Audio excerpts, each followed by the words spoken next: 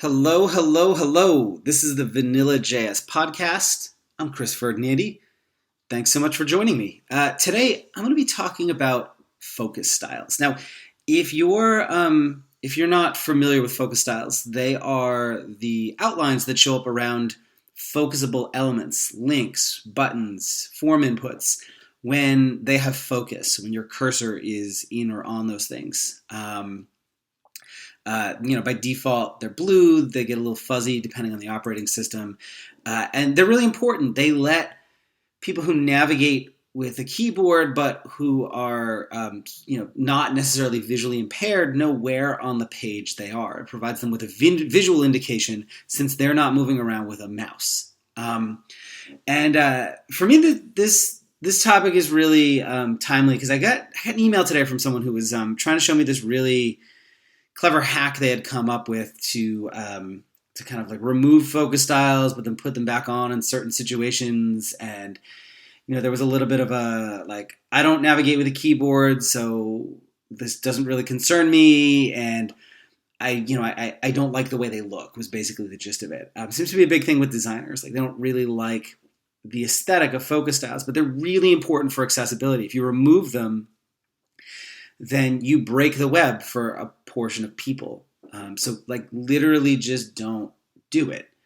You can still make them look different. They just, they don't have to look like the out of the box, default browser experience, but don't remove them entirely. And so over the last few years, I've started to see a handful of articles and recommendations from people about how to use focus visible as a CSS attribute to show focus styles when someone is using a keyboard, but ignore them when a user interacts with a mouse.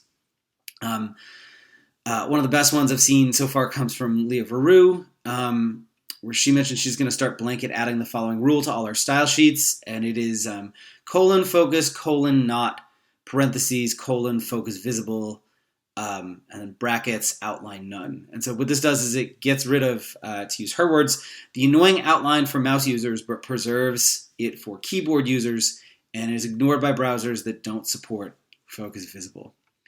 The general sentiment here is always the same, that focus rings, those outlines around links and buttons and other focusable elements suck, and we only include them because keyboard users need them. I call bullshit. Focus styles are actually awesome. My friend Eric Bailey has a really great presentation on this that I'm going to link to in the show notes from a talk he gave at the Accessibility Toronto conference in 2018. It's called If It's Interactive, It Needs a Focus Style. He talks about why these things are so important and some things you can do to make them look less ugly. If your concern is visual aesthetic, they don't have to look like these fuzzy blue outlines. You can make them look really, really nice if you want to put the time into them. But I personally think one of the things here is if you're a mouse user, you don't need these things. And I also think that's a little kind of wrong. I enjoy them for the same reason I actually like visited styles on link heavy pages. Even as a mouse user, knowing what currently has focus is useful because I sometimes also use my keyboard and often interchangeably with using a mouse. I may be an edge case here, but do you know that every single one of your users navigates how they navigate your sites and apps? We keep making the same mistake, assuming that we know how our users want to use what we build or that they're just like us over and over again.